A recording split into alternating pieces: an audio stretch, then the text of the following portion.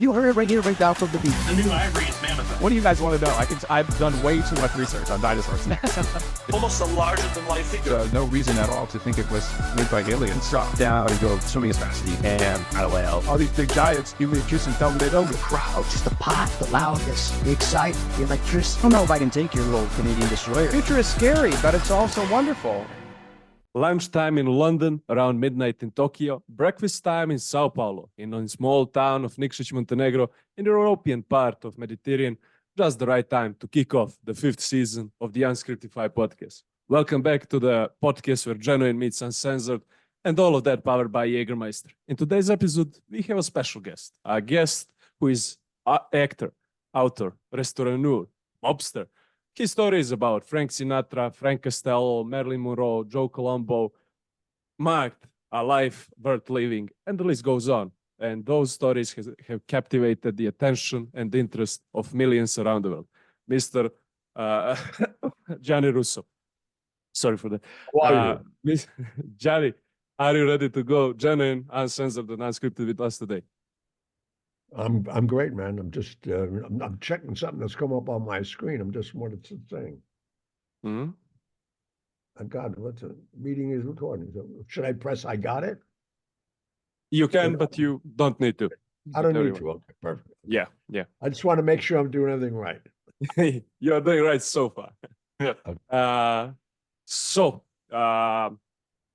Can we start with your origin story? From small Italy to big screen to Godfather. How little Johnny was shaped in New York City? Well, I was blessed for one reason. I unbeknownst to me at a young age, I didn't realize my family, Angela Russo in Sicily, was one of the major bosses. Tutti di capo. So with that, there was a lot of honors given to me unbeknownst that I didn't need to earn just because of the family name. And the one guy that really was impressed with me was Carlo Gambino at the age of 12 years old. And he was really the boss of one of the 5 families in New York. And I don't want to shock your audience, but at 12 years old, I was attacked by a pedophile and I killed him. So this gave me accolades in the neighborhood. Like, the apple didn't fall far from the tree because I didn't realize my cousins in Italy were known for that. Yeah. Were your mother and father born in Italy? Are you first American or? No, I'm second generation. My grandparents came from Sicily, and my grandmother came from Naples, actually. And they were both Russos, which was so confusing because she's a Russo from Naples and he's a Russo from Sicily. And it wasn't for years later that my grandfather came clean and said, no, we're really Sicilian, because in the early 1900s, coming from Sicily, everybody was afraid of them. So they'd go to Naples and come in and more accepted. Yeah, but is that true that in that famous quote in Goodfellas that in order to be made, they had to track your family through both mother and father back to the old country. Is that true? Oh no, yeah, it was definitely that, and that's why even like a guy like John Gotti broke all the rules when he made his son John into the mob because his mother was Jewish. But the whole thing fell apart after that anyway. So, yeah. But did your family or your parents and you yourself had many connections to Angelo Russo? He was already dead when you were born, right? No, my uncle was hung.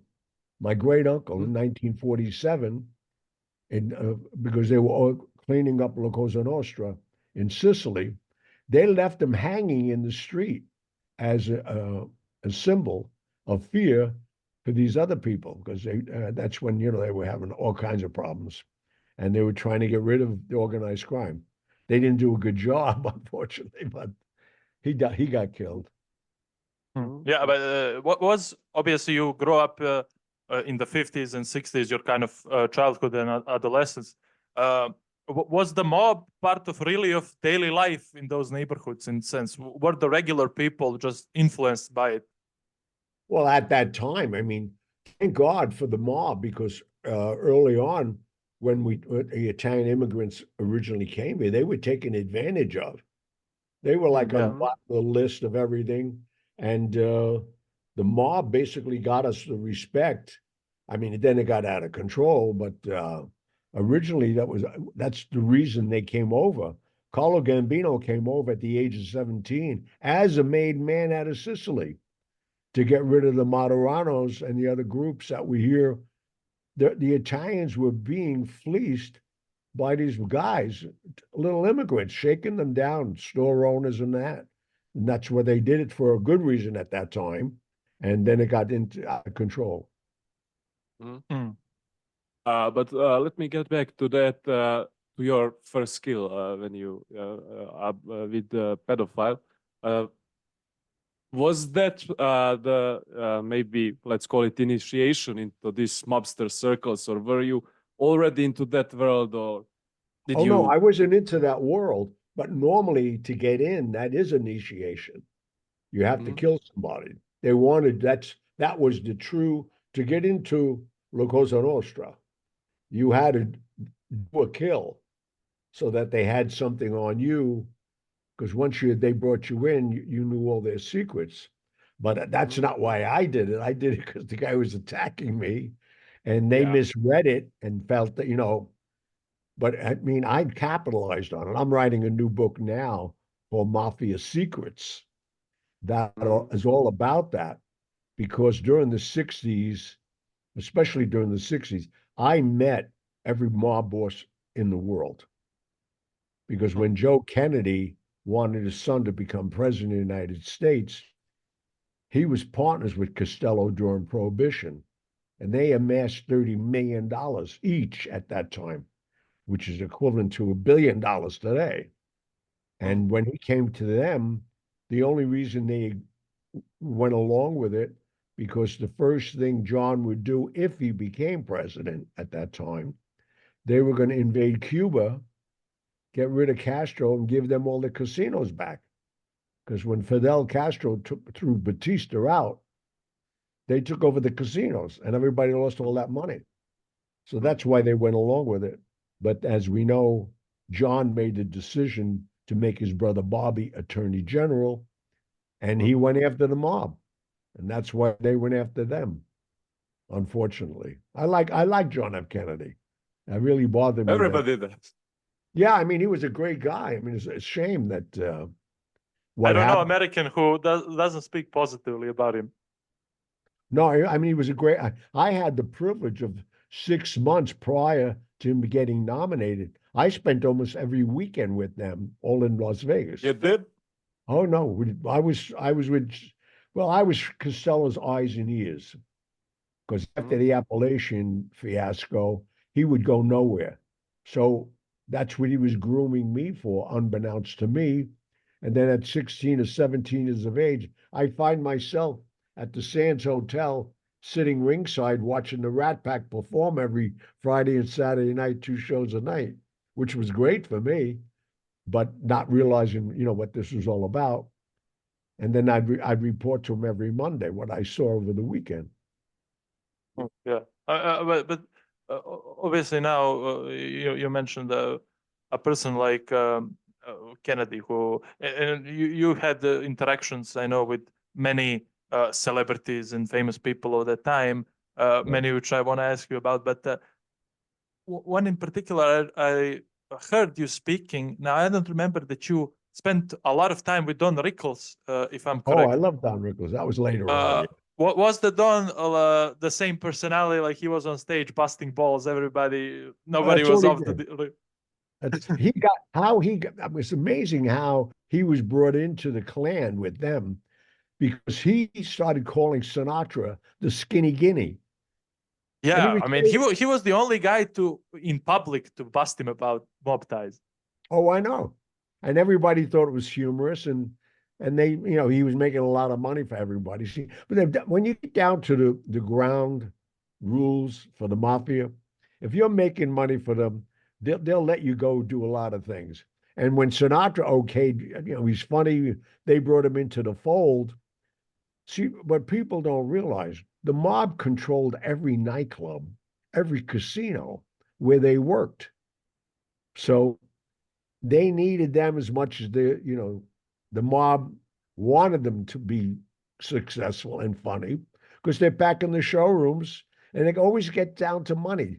My reputation with them, my knowledge, I found that out at an early age, fortunately. I was never made. Everybody thinks I'm a made guy. I'm this.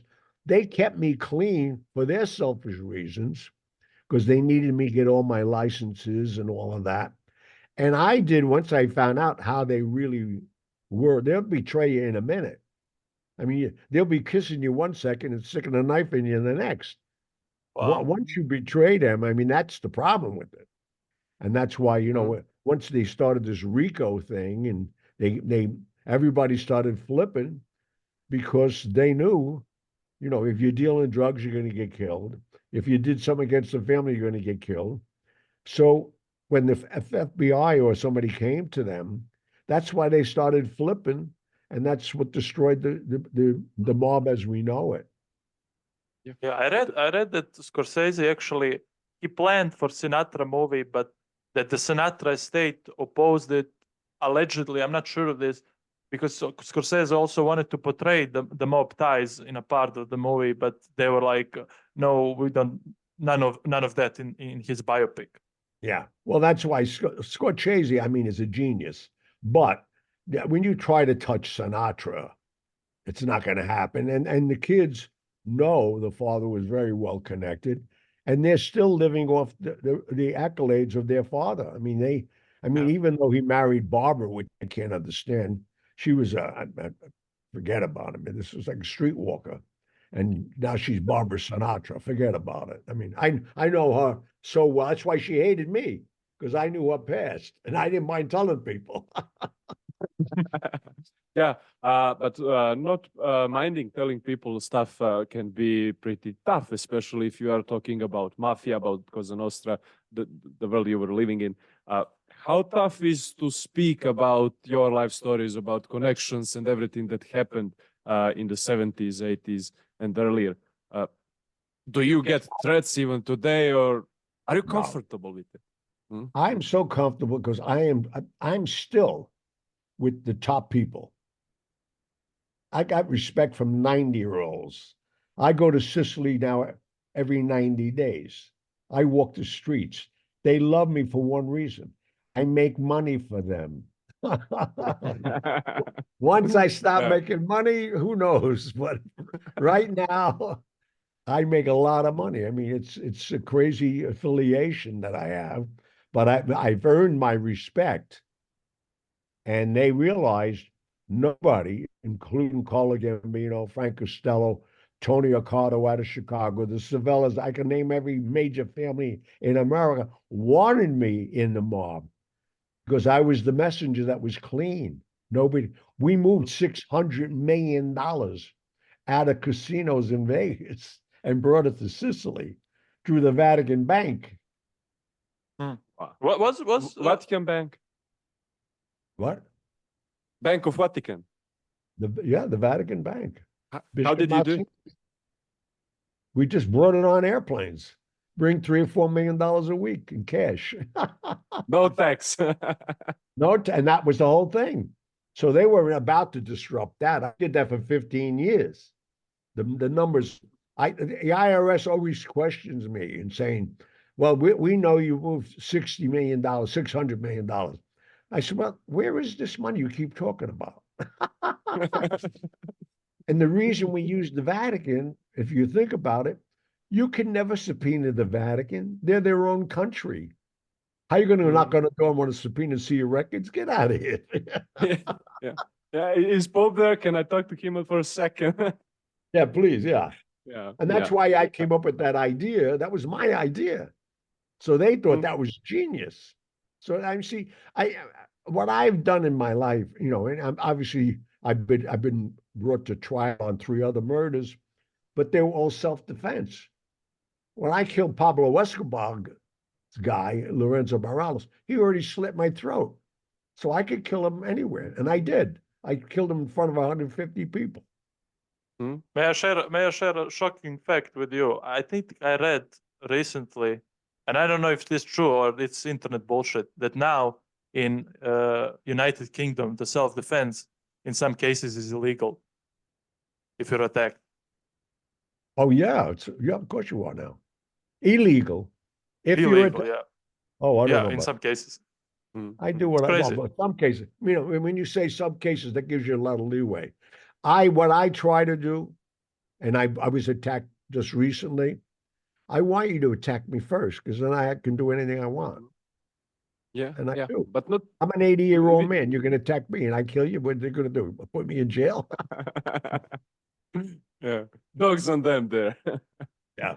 Yeah, but we have silly laws here in Montenegro about violence as well, because in most cases, if you got a burglar in your house or similar, you cannot attack him or take back your possession that he took unless he attacks you in the meantime. So Really? we live in a beautiful country. Yes. Yeah, it's so idiotic because Well, a lot of Um, those laws now are being practiced everywhere in the world because of these migrants. Mhm. We're having the same thing here in New York City. These guys are young kids. They're working in groups. They attacked 2 police officers on Times Square, beat them up. They put them in jail for overnight and they let them out. See, one thing about Sicily and being Sicilian, we never ran to cops. We just handled it ourselves. If a burglar came to my house and robbed me, you'd never see him again. He'd be in my bathtub with a bathtub of 5 gallons of lye. He'd be going down the drain in 4 days. See you later.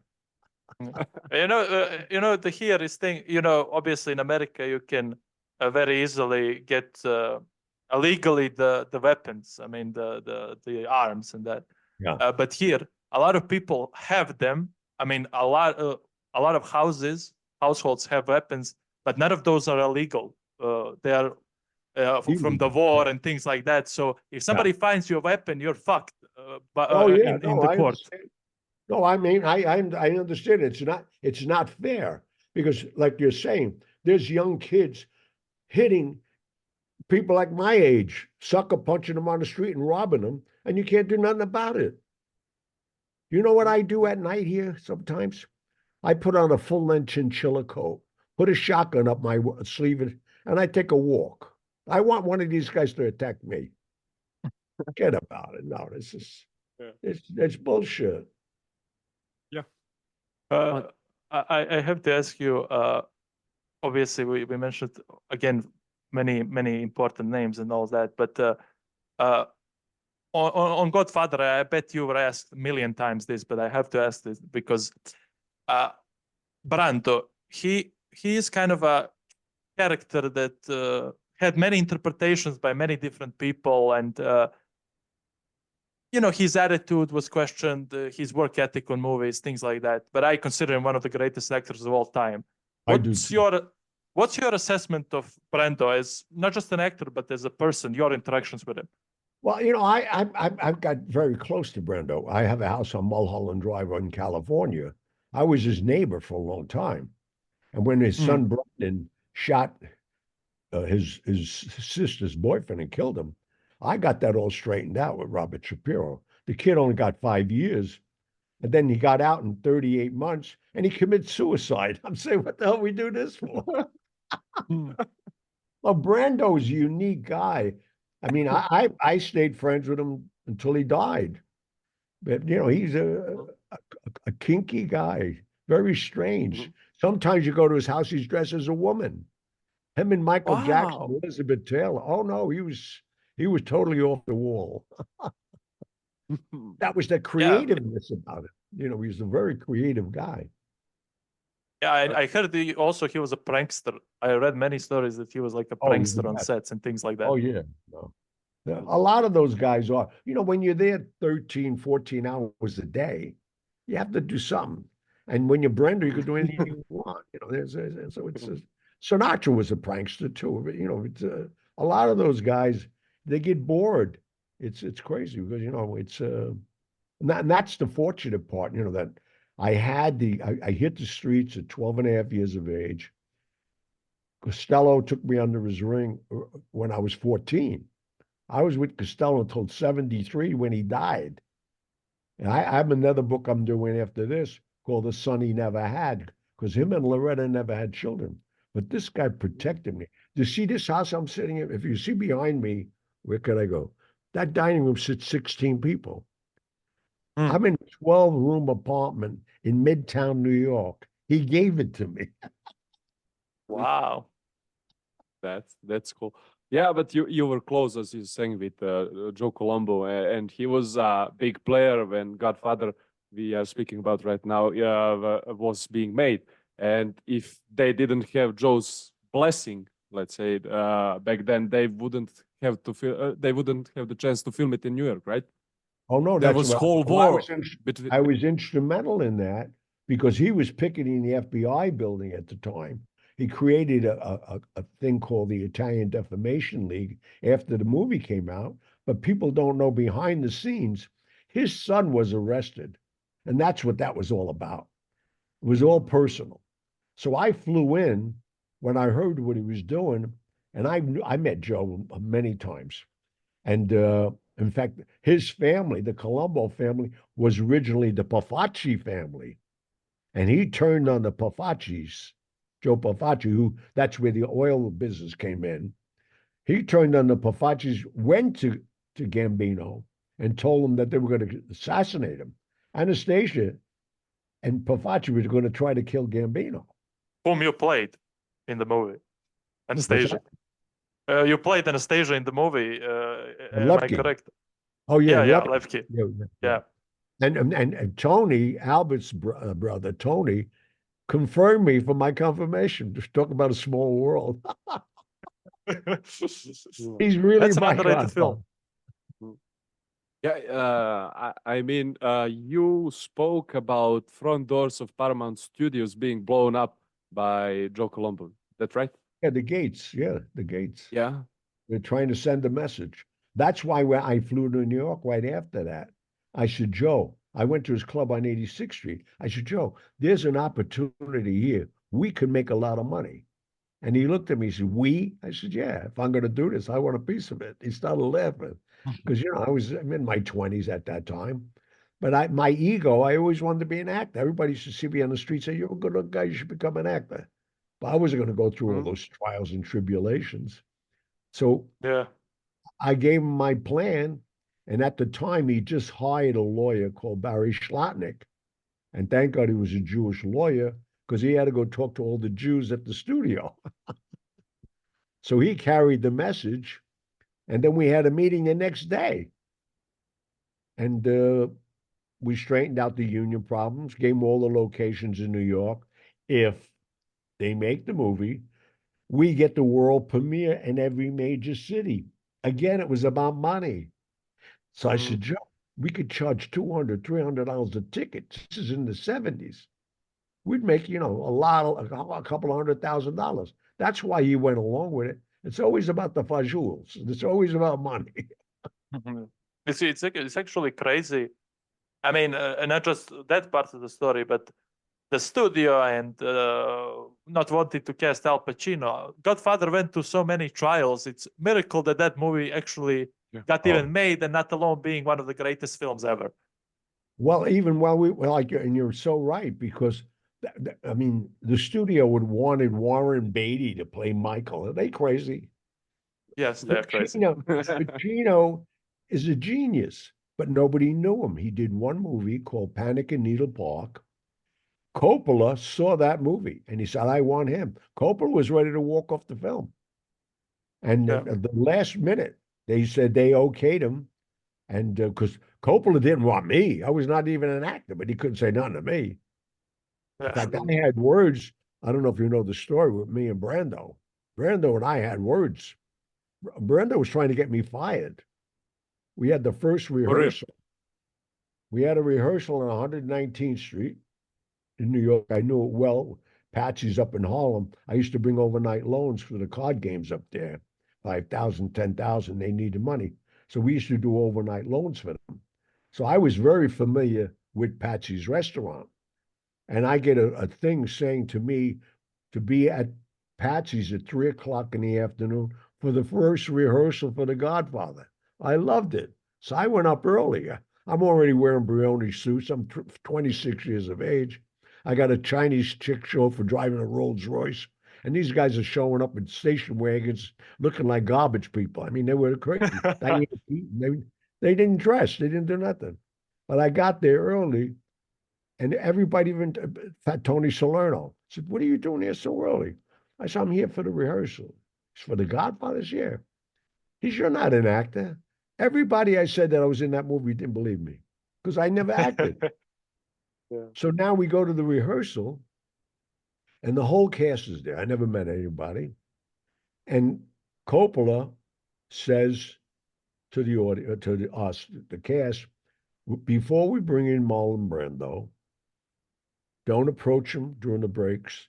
Don't talk to him. Don't have eye contact. Because all these young thespians who study like Pacino and Jimmy Caan, that was their god. This guy was an actor's actor. Oh, yeah. Yeah, yeah. So after 45 minutes, the first break, he came over to me. And he says, "You're a big TV actor." I said, "No." He said, "You got a big movie coming on." I said, "No." He said, "Well, you're not on Broadway." I said, "You're right again." I said, "Wait, this is a quiz show." And he looked at me, because I ain't intimidated by nobody by this time. I already whacked 3 people. I'm going to worry about him. So, and then he said, "Well, he calls Coppola over right in front of me. And he said, we got to rethink this guy." Because I never broke down the script of what I'm doing in the movie. I didn't even care. Because, like you said, nobody even thought the movie was going to come out. I just like being in the movie. So he said, he undermines my family. He gets my oldest son killed. He lures Michael into this life I didn't want him to have. He says, "Francis, you should think about this." So I'm saying to myself, this guy's trying to get me fired. So I don't know protocol on the set. I've never been on a set. So I dismissed the director. I said, "Francis, go over there a minute."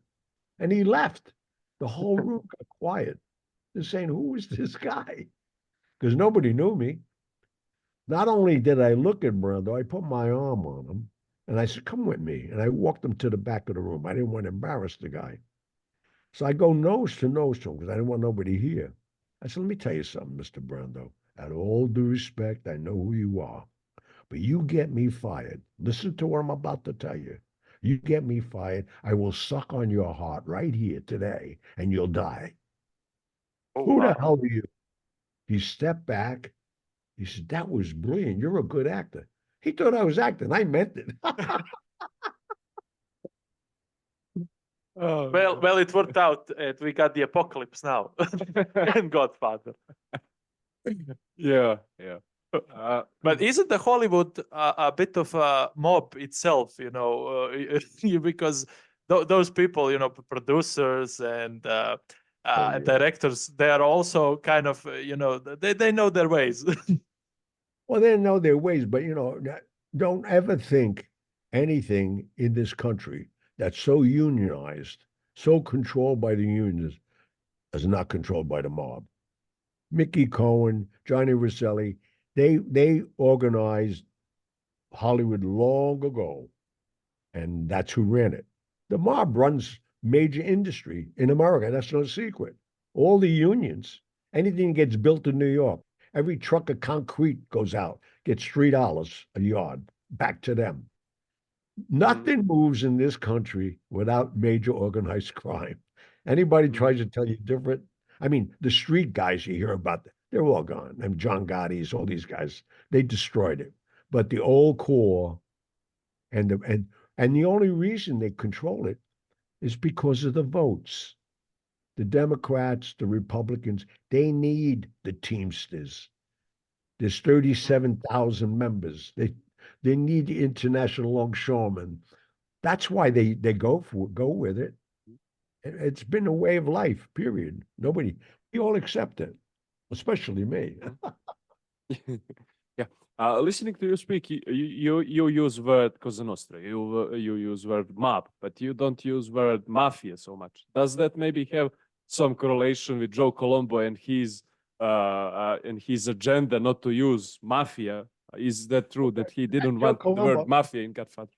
No, Joe Colombo said that it was in the book, and he wanted that taken out, and they did it.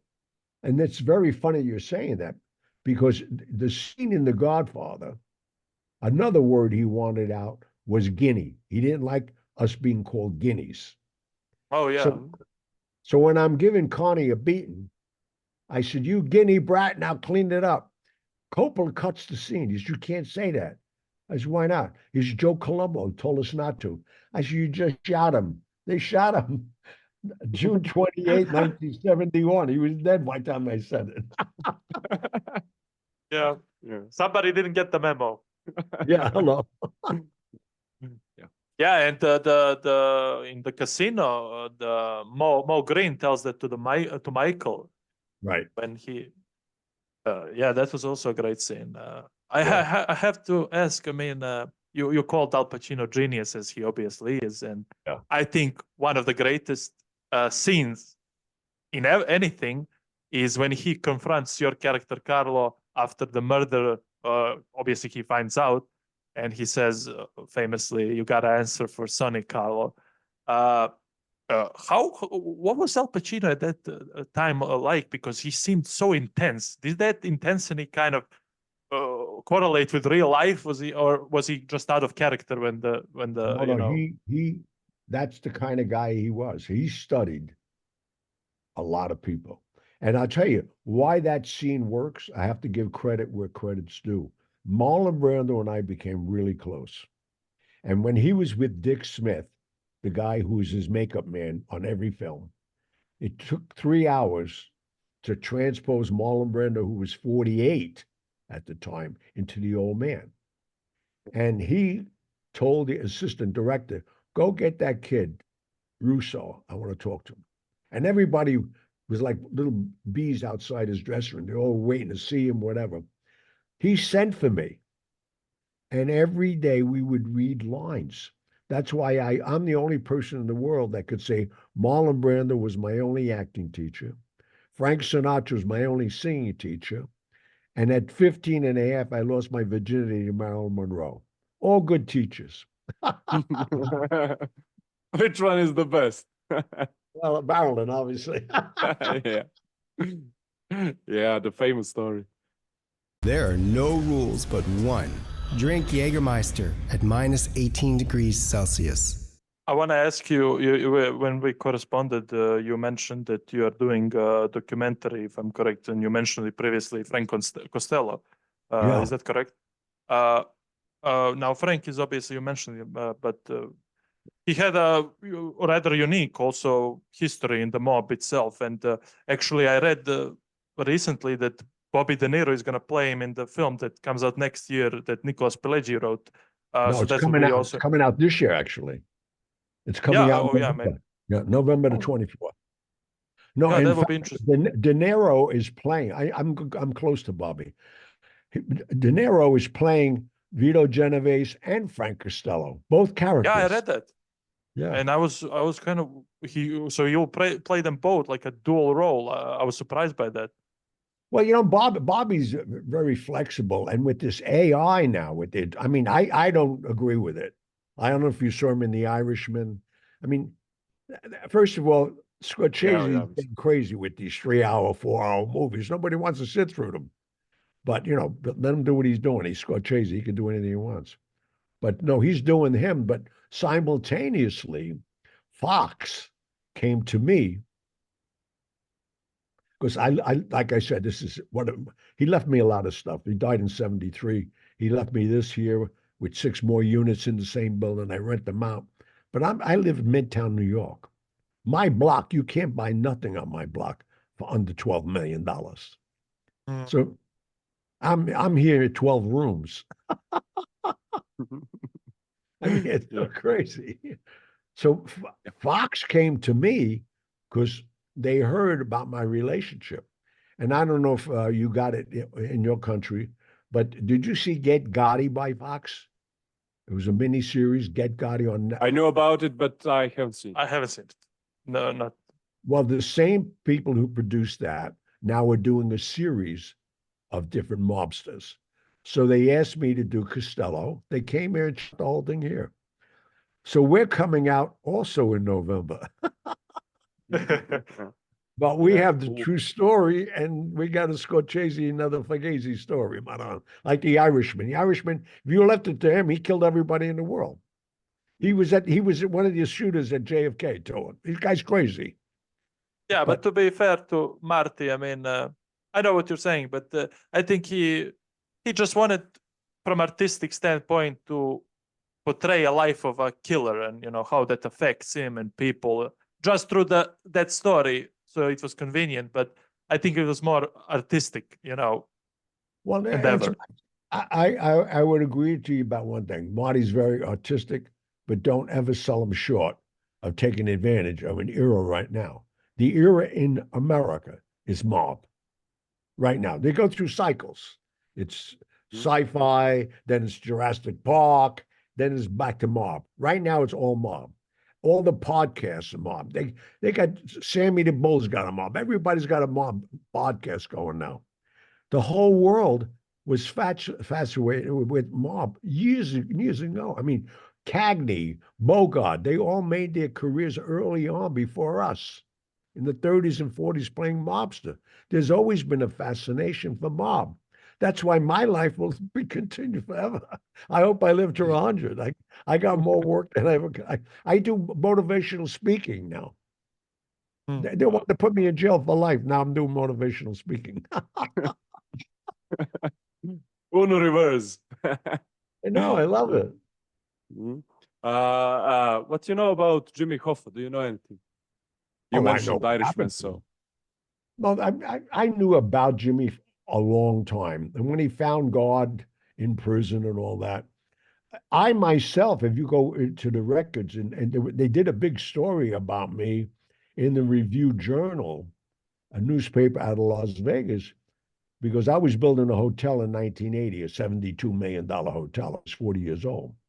I just borrowed $32 million from the Teamsters pension fund myself on a napkin. I didn't fill out any credit thing. Now he's coming out of jail, and Frank Fitzsimmons was running the Teamsters at that time. And he found God, another guy that found God. And he's trying to come out. Well, while he was going down the highway, I'm going to give you an exclusive story. He was in a burgundy Lexus Buick with a driver. Okay. A semi moving truck pulled in front of them, and they dropped their tailgate right on the highway as they're moving. And behind them, a tow truck came and pushed that car into the semi. Wow. They closed the door and filled it with carbon monoxide. Nobody ever saw Jimmy Hoffa again. I don't care what anybody said. The FBI gets a new lead, he's buried here, just for their budgets. Then 20 agents go and they keep their job. Jimmy Hoffa was killed. And I know mob guys that bid on that car because they moved the engine block, they moved the axles, and they crushed it in a car crusher. And it came out to be a 2-foot by 4-foot square. Friends of mine bidded on it. One of my friends had it at his house. He's got a 4-foot by 10-foot glass on top of it. And he laughs about it. Let's go have a cigar with Hoffa. And they go down the room and they smoke cigars. And Jimmy Hoffa's there. That's sick. That's sick. Yeah, but I don't want to be called up as a witness, so. Yeah, call me up. What do I know? I never give anybody up. I've been held in contempt of court so many times, forget about it. I don't give nobody up. That's another reason. I have respect. Yeah. And I'm lawyered up. I got lawyers they can't even hire. My lawyers cost more than their annual salaries. I've covered myself. That's why I talk yeah. for. Yeah, White Mike Lowry. yeah. Yeah. Yeah. So, but talking about Bobby De Niro, he said about your book, Hollywood Godfather, he said, Gianni Russo walks the walk and talks the talk. What a life, a worth to read. So if that's coming from De Niro, it is worth to read, right? Nobody knows. Yeah. Bobby, Yeah. Bobby, Bobby knows. Look where Bobby's office is downtown, below Canal Street. My friends own everything downtown, below Canal Street. That's, Bobby's been around a lot of. I mean, don't you think he had to get permission to open all the Nobus throughout the world? Yeah. That's where his Yeah. money Yeah, is. I think he opened Nobu here in Montenegro as well for I'm 2 sure. years.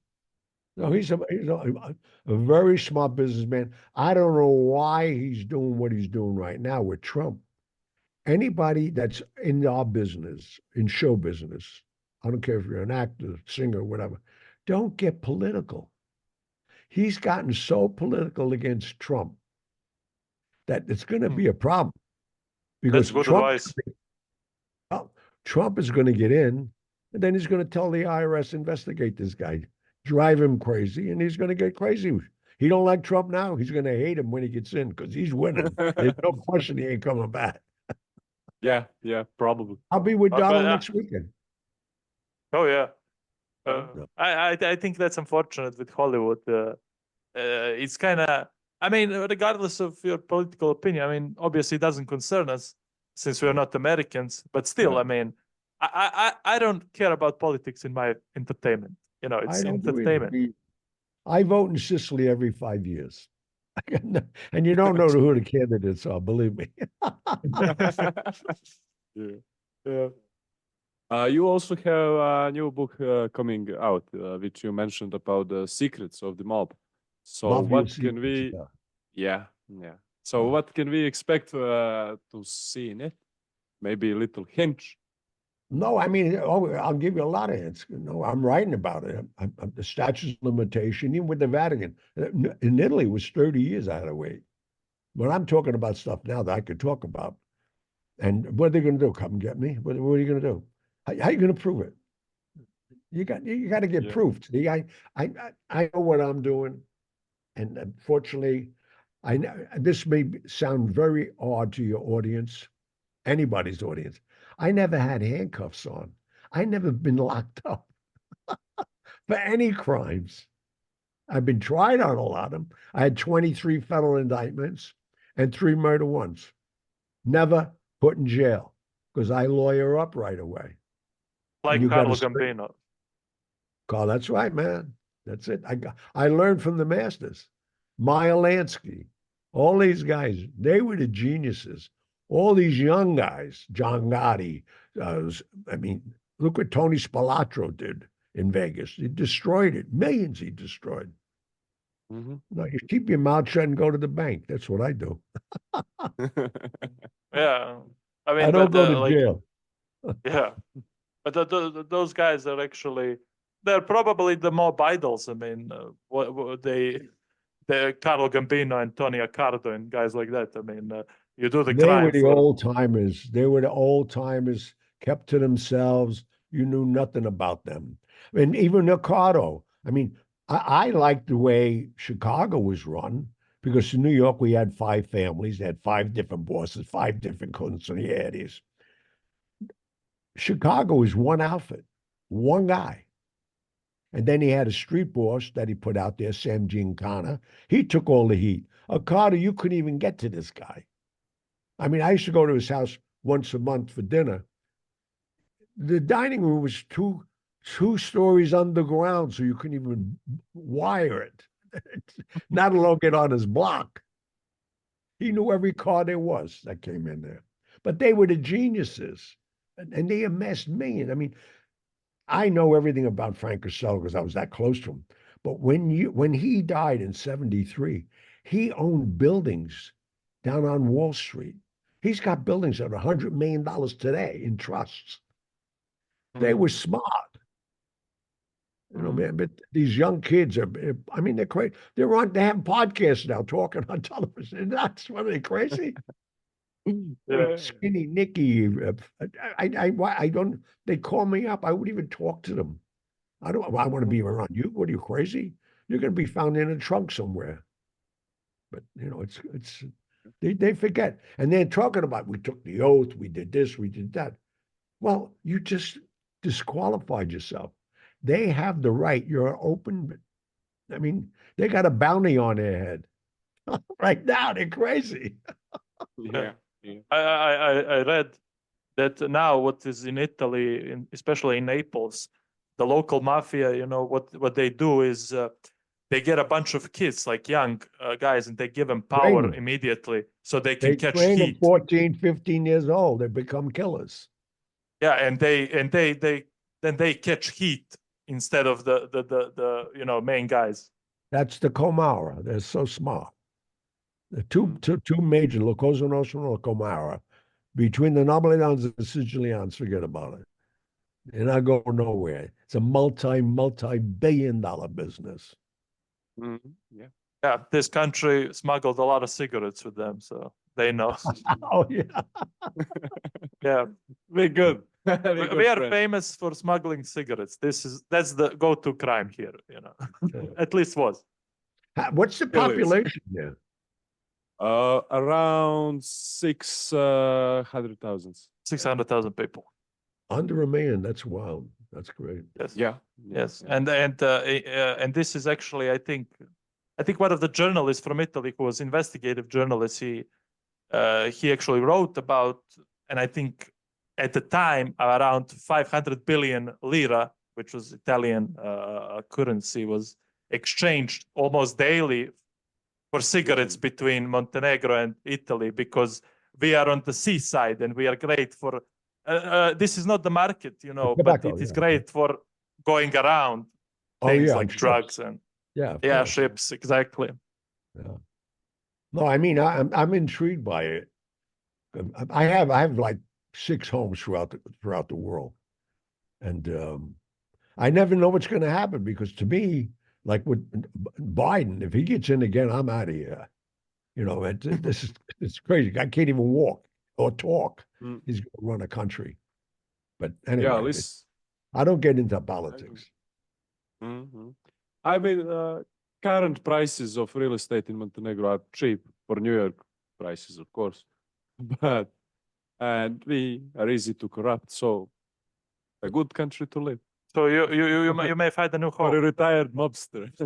I may find a new home there. That's right. Well, the good news, I've been on stem cells for 14 years, and they're predicting I'm going to live to 115.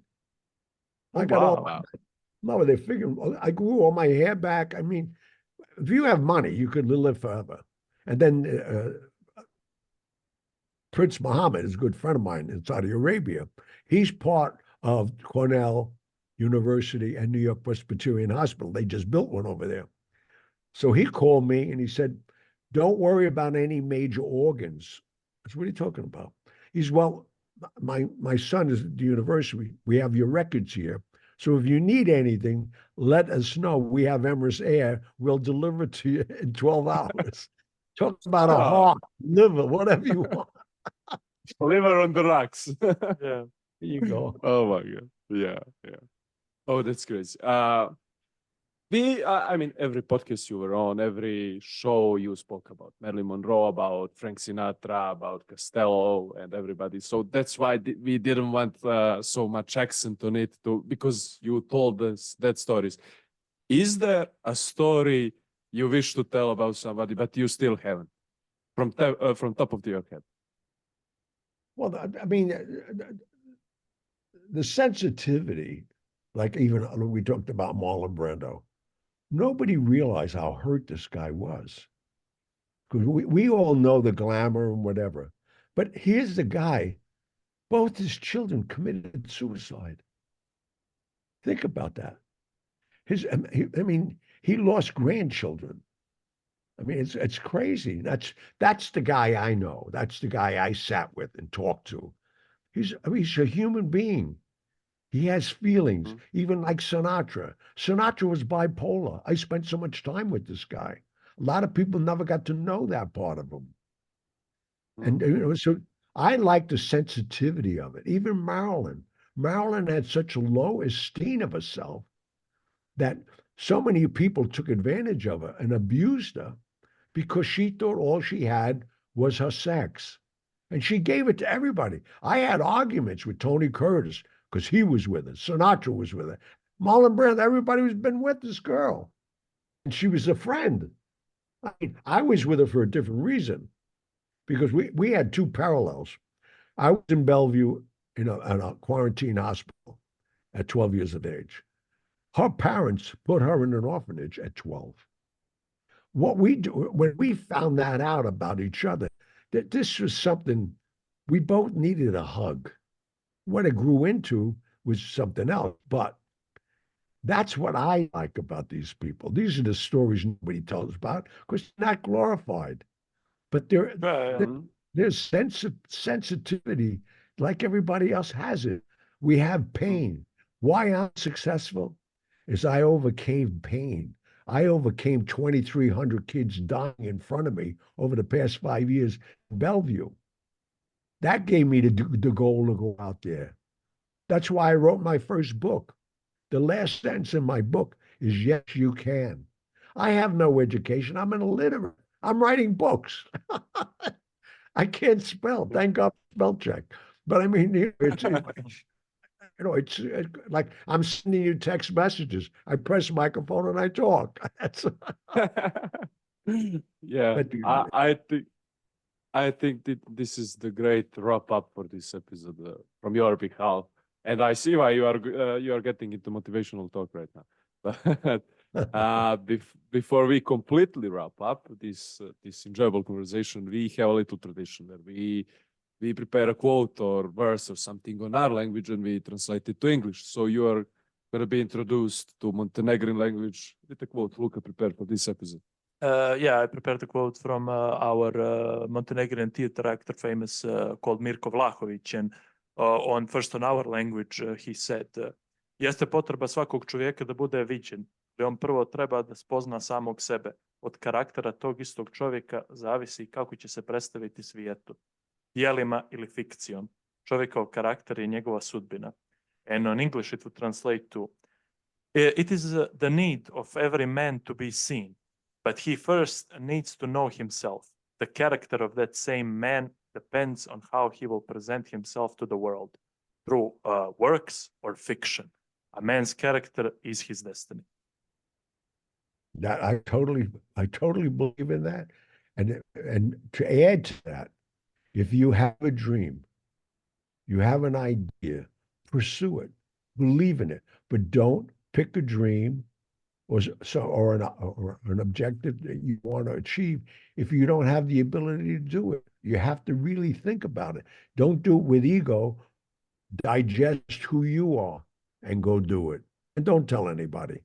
See, most people go tell people what they're going to do. Then when they fail, they're known as a failure. But if you didn't tell anybody, nobody would know. Go on to the next one until you make yourself a success. That's what I did. That's a good advice. Yeah. Mr. Russo, I hope you enjoyed this time with us, as we certainly did. No, I'm going to keep your phone number. I may call you up and let's go to lunch. I'm here. Anytime. And we are here. Yeah. Oh, thank you. You should visit Montenegro and see some real estate. I would love it. No, I come with cash too. Yeah, we appreciate it. Thanks. But thank you, and thank your audience. I appreciate it. I'll stop recording before We stay genuine, uncensored, and unscripted, and we always will, as we have to order our usual. Share us and subscribe us, and stay tuned until the next Wednesday. Iguzo!